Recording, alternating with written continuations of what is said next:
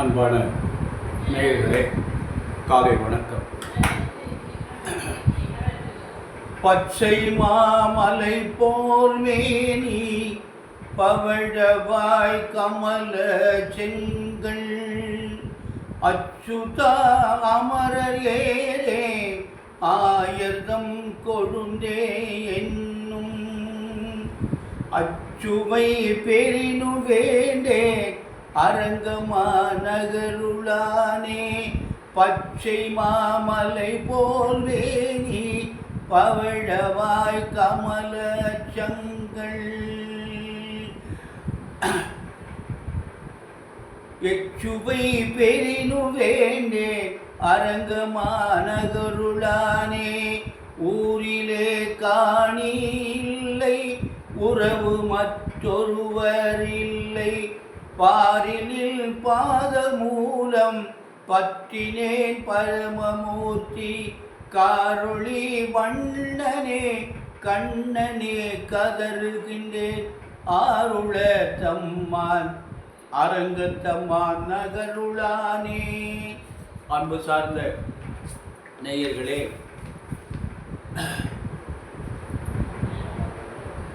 இன்று புதன்கிழமை. இந்த நாடு எப்படி இருக்கிறது என்று பார்ப்போம். கார்த்திகை மாதம் 26ஆம் நாள் புதன்கிழமை, ஏகாதசி திதி. இரவு 10:56 வரை இருக்குது. அருமையான திதி என்று. ரேவதி நட்சத்திரம் 10 மணி வரை இருக்குது காலை. பின்னாடி அஸ்வதி நட்சத்திரம். 2 நட்சத்திரக்கும் இன்று மரண யோகம். ராகு காலம் புதன்கிழமைக்கு எப்போதுமே 12 முதல் 1:30. யமகண்டம் 7:30 முதல் 9. குளிகன் 10:30 முதல் 12. சூல வடக்கு. எப்போதுமே செவ்வாய்க்கிழமை புதன்கிழமை வடக்கு சூலம். பரிகாரம் பால். அன்பான நேயர்களே, இன்று ராசி பலன்கள் எப்படி இருக்கிறது என்று பார்ப்போம். அதாவது ராசி பலன்னா இந்த குருவனுடைய பலன், மற்ற கிரகங்கள்லாம் எப்படி இருக்குது, சந்திரனுக்கு எந்த இடங்களில் இருக்குது என்று ஆய்வு செய்வது. அதே மாதிரி இன்றைக்கு மேஷராசி தான் முதல் ராசி. அந்த மேஷராசி என்பவர்களுக்கு இன்று குரு 2ஆம் இடத்துல இருக்கார். அருமையான இடத்துல இருக்கார். சனி பகவான் 11ல் இருக்கார். இது ரெண்டுமே இந்த மேஷராசி என்பவர்களுக்கு நல்ல அருமையான பலன். அதனால் சனி 11ஆம் இடத்துல இருப்பது நன்மையை தரும், ஆயுளுக்கும் பலம், நல்லது லாபத்தை தரும். அதே மாதிரி குரு 2ல் இருப்பது தனகாரகன் குரு 2ஆம் இடமான குடும்பஸ்தானத்தில் இருப்பது மிகவும் சிறப்பு. அதனால் மேஷராசி என்பவர்களே ரொம்ப கவனமாக நடந்து கொள்ளுங்கள். நிச்சயமாக உங்களுக்கு நல்லதெல்லாம் நடைபெறும். அடுத்தபடியாக ரிஷபராசி என்பவர்களே, உங்களுக்கு குரு ஜென்மத்தில் இருக்கார்.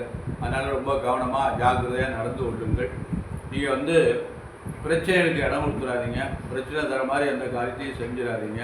கவனமாக இருக்கும். இடமாற்றங்கள்லாம் கிடைக்கும். இடமாற்றம்னா என்னென்னு கேட்டால், இங்கே இருந்தால் வெளிநாட்டுக்கு போனால், வெளிநாட்டில் இருந்தால் இங்கே வரலாம். இப்போ வேலை பதவி மாற்றங்கள், இடமாற்றம், வெளியூருக்கு நம்ம இடத்துக்கு போகிறது, வெளியூரில் இருக்கோம் சொந்த ஊருக்கு வர்றது, இதெல்லாம் கேட்டிருந்தீங்கன்னா இப்போ கிடைக்கும். அதனால் ஆனால் பிரச்சனைக்கு இடம் கொடுத்துடாதீங்க.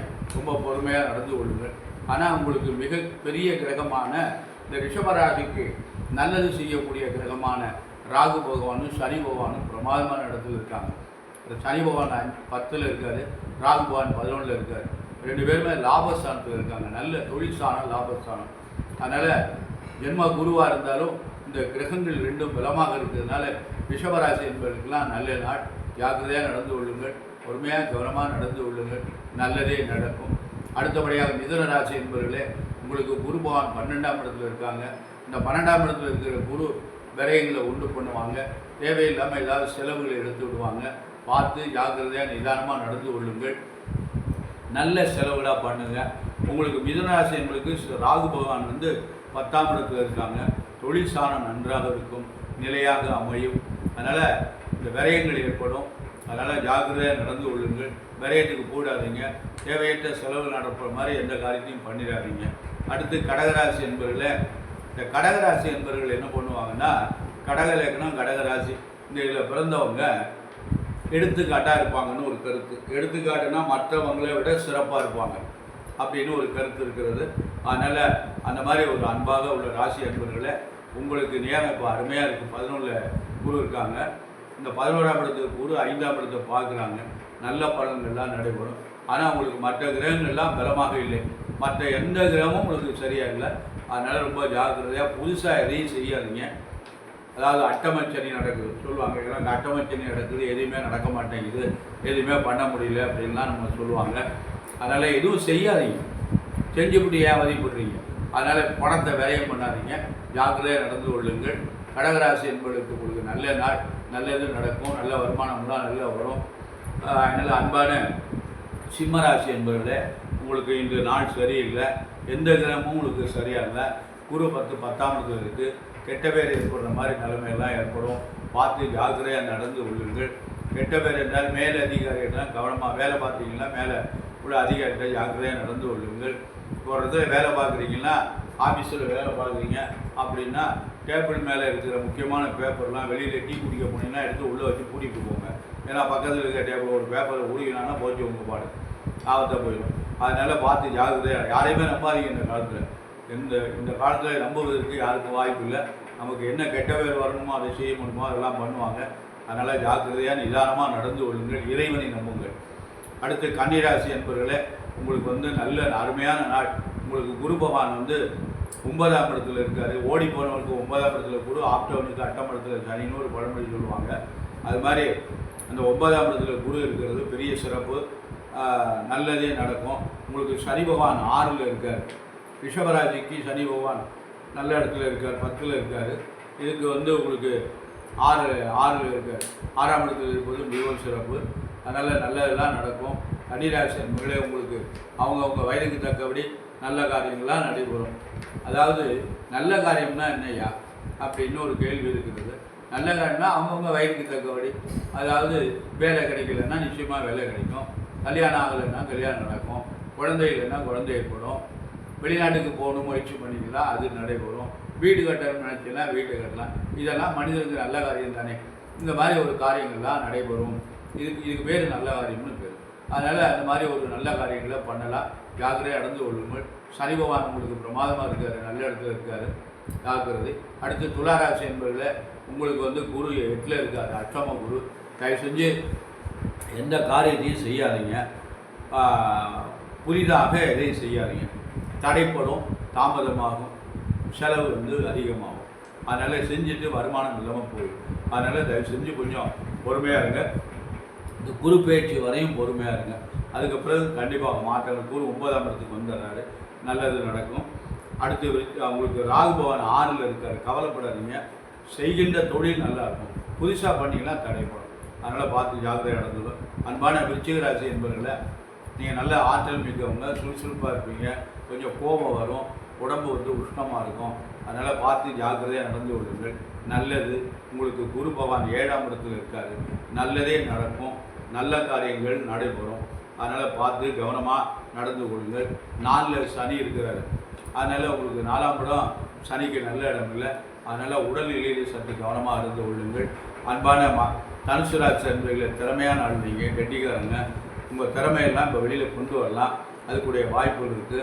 குரு 6ஆம் இடத்துல இருக்குது. அதனால் உடல்நிலையை சற்று கவனம் தேவை. இருப்பினும் உங்களுக்கு சனி பகவான் 3லையும் ராகு பகவான் 4லையும் இருக்காங்க. இவங்க 2 பேரும் நல்ல இடத்துல இருக்காங்க. உங்களுக்கு 10ல் கேது இருக்கார். இதெல்லாம் உங்களுக்கு தொழிலுக்கு ஒரு நல்ல அமைப்பு. அதனால் ஜாக்கிரதையாக கவனமாக நடந்து கொள்ளுங்கள். அன்பான மகர ராசி என்பதில் உங்களுக்கு குரு 5ஆம் இடத்துல இருக்காங்க. 5ல் குரு இருப்பது நல்லது. காரியங்கள் எதுவும் தடைப்படாது. இருப்பினும் 7.5 நடந்து கொண்டு இருக்கிறது. இந்த 7.5 சனி எவ்வளோ நாள் இருக்குது அப்படின்னா இன்னும் 1.5 ஆண்டுகள் இருக்குதுன்னு நினைக்கிறேன். அதனால் அந்த காலம் வரையும் கொஞ்சம் ஜாக்கிரதையாக முடிவு போகிற நேரம். முதல் சுற்று, 2வது சுற்று, 3வது சுற்றுலாம் கணக்கு இருக்குது. ரொம்ப கவனமாக நிதானமாக நடந்து கொள்ளுங்கள். அன்பான கும்பராசி என்பவர்களை உங்களுக்கும் 7.5 இருக்கிறது. ஜென்மச்சனி நடந்து கொண்டு இருக்கிறது. உங்களுக்கு எந்த கிரகங்களும் பலமாக இல்லை. ரொம்ப ஜாக்கிரதையாக பொறுமையாக நிதானமாக வண்டியை நகட்டணும். 1 வருஷம் 2 வருஷம் இல்லை, 5 ஆண்டுகளுக்கு குறையாமல் இருக்கிறது. அதனால் ஜாக்கிரதையாக நடந்து கொள்ளுங்கள். கவனம் தேவை, நிதானம் தேவை. அடுத்த மீன ராசி என்பவர்கள் உங்களுக்கு மேலரை சனி இருக்கிறது. அவரவர்கள் வயதுக்கு தக்கபடி இளமை பருவம் என்றால் முதல் சுற்று, நடுத்தர வயது என்றால் 2வது சுற்று, முதுமை பருவம் என்றால் 3வது சுற்று, இப்படியெல்லாம் கணக்குகள் இருக்கிறது. அதனால் அவர்கள் வயதுக்கு தக்கபடி இந்த சுற்றுகள் வரும். ஜாக்கிரதையாக நடந்து கொள்ளுங்கள், நிதானமாக நடந்து கொள்ளுங்கள். ஆனால் உங்களுக்கு குருவுடைய பார்வை பிரமாதமாக இருக்குது. அந்த குரு பார்க்குறாங்க, அருமையான இடத்த பார்க்குறாங்க, 9ஆம் இடத்தை பார்க்குறாங்க. 9ஆம் இடத்தை பார்த்தா எல்லா நல்ல காரியமும் நடைபெறும். கஷ்டமாக இருக்கும், கஷ்டத்துக்கு இடையில் சிரமத்துக்கு இடையில் நல்ல காரியங்கள்லாம் நடக்கும். அன்பான நேயர்களே, கவனமாக நடந்து கொள்வது மிகவும் நல்லது. அன்பான வாடிக்கையாளர்களே, இன்று நாம் ஒரு முக்கியமான கருத்தை நாம் பார்க்க போகின்றோம். அதாவது ஒருத்தர் தொழில் செய்யணும் அப்படின்னா அது சொந்தமாக செய்யலாமா, இல்லை அடிமை தொழில் தானா, கூட்டாக தொழில் செய்யலாமா, இப்படியெல்லாம் ஒரு தொழில் செய்வதற்கு நம்மள்கிட்ட முதலீடு ஒரு 10 லட்ச ரூபா நமக்கு தேவைப்படுது. நம்மக்கிட்ட 5 லட்ச ரூபா இருக்குது.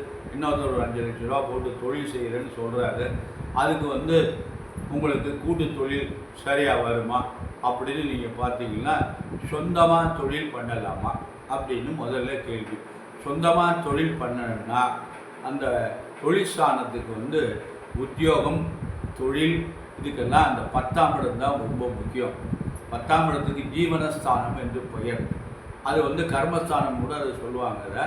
அதனால் அந்த 10ஆம் இடத்தை வைத்து தான் ஒரு மனிதன் என்னென்ன பண்ண முடியும், அவனுக்கு என்ன தொழில், எப்படி செய்யலாம், இங்கே சம்பாதிக்கலாமா, வெளிநாட்டுக்கு போகலாமா, இதெல்லாம் அந்த 10ஆம் இடத்தை வச்சு தான் பார்க்கணும். ஒரு ஒரு ஒரு மனிதன் தொழிலில் கொடி கட்டி பறக்கணும் அப்படின்னா அவனுக்கு 10ஆம் அதிபதி பலமாக இருக்க வேண்டும். 10ஆம் அதிபதி ஆட்சி உச்சம் பெற்றிருந்தால் தொழில் நன்றாக இருக்கும். 10ஆம் அதிபதி 6, 8, 12 இருந்தால் அவன் பேரில் தொழிலே பண்ண முடியாது. 10ஆம் அதிபதி 6ஆம் இடம், 8ஆம் இடம், 12ஆம் இடத்துல இருந்தால் தொழில் பண்ணால் பூரா விரயமாகிடும். இதை பார்க்காம ரொம்ப பேர் தொழிலை போய்ட்டு தொழிலில் ஏகப்பட்ட நஷ்டம் வந்துருக்கு அப்படின்னு சிரமப்படுறாங்க. லட்சக்கணக்கில் நஷ்டம் அடைஞ்சிடறாங்க. கோடிக்கணக்கில் கூட சில பேருக்கு தொழில் நஷ்டமாகிடுது.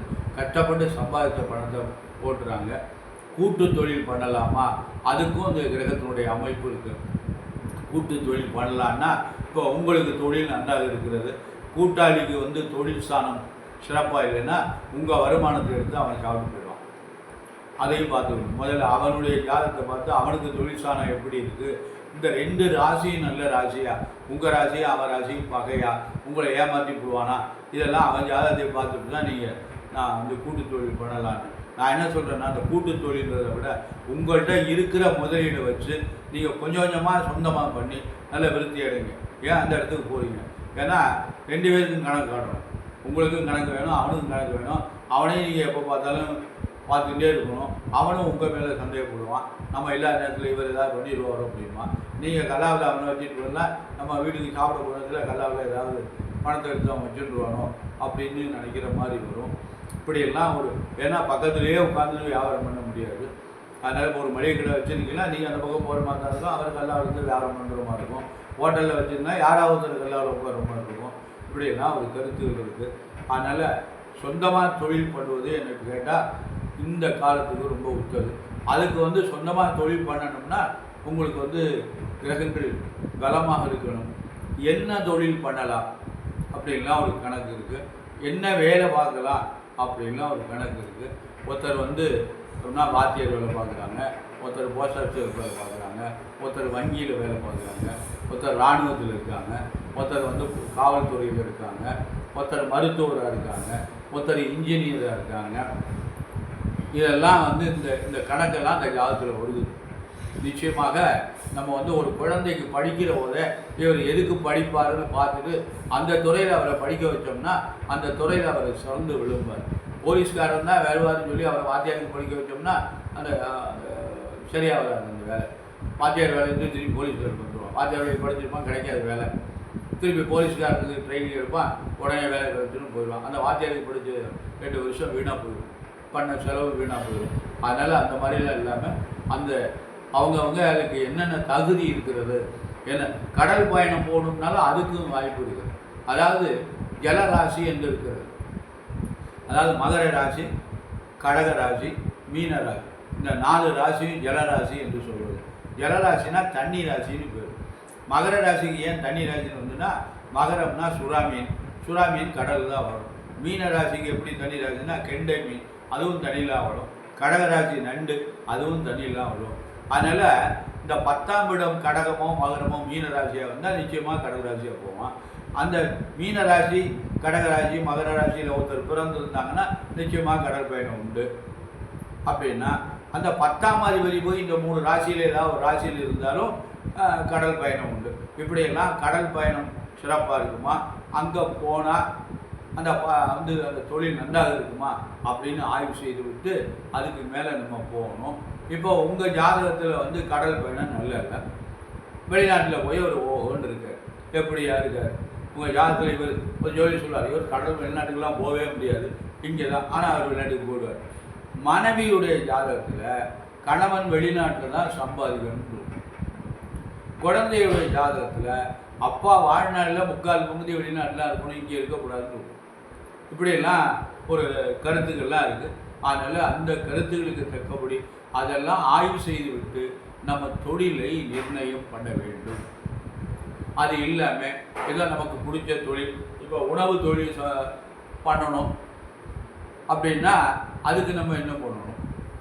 உணவு தொழிலுக்கு எந்தெந்த கிரகங்கள் ஒரு நன்மை, இதெல்லாம் ஜாதகத்தில் நம்ம ஆய்வு செய்து விட்டு பண்ணணும். ஒருத்தருக்கு நிரந்தரமாக தொழில் அமையுமா அப்படின்னா 10ஆம் இடத்துல ராகு இருந்தால் நிரந்தரமான பணி. ராகு கேது 10ல் இருந்தால் கூட மருத்துவ தொடர்புடைய அப்படின்னு சொல்லுவாங்க. 10ல் செவ்வாய் இருந்தால் பவரான தொழில், ஆற்றல் மிக்க தொழில் அப்படிம்பாங்க. பவரான தொழில் என்ன அப்படின்னா அதிகாரம் பண்ணக்கூடிய தொழில். இது அதிகாரம் பண்ணக்கூடிய தொழில்னா என்ன அப்படின்னா காவல்துறை, கலெக்டர், மாவட்ட ஆட்சியர், இது 2 தான் அதிகாரத்துக்கு உட்பட்ட தொழில். அவங்க தான் அதிகாரம் பண்ண முடியும். பாதி பேரெல்லாம் அதிகாரம் பண்ணுவதற்கு வாய்ப்பு இல்லை, பண்ணுவாங்க, இருந்தாலும் அந்த ஒரு குறுகிய வட்டத்துக்குள்ளே தான் பண்ண முடியும். அதனால் இந்த மாதிரி தொழில்கள்லாம் பண்ணலாமா அப்படின்னா ஒரு கருத்து இருக்குது. உணவு சம்பந்தப்பட்ட தொழில் பண்ணலாமா அப்படின்னு பார்த்தாலும் அதுக்கு சந்திரன் தான் பொறுப்பு. பால் சம்பந்தப்பட்ட தொழில் பண்ணலாமா, அதுக்கும் சந்திரன் தான் பொறுப்பு.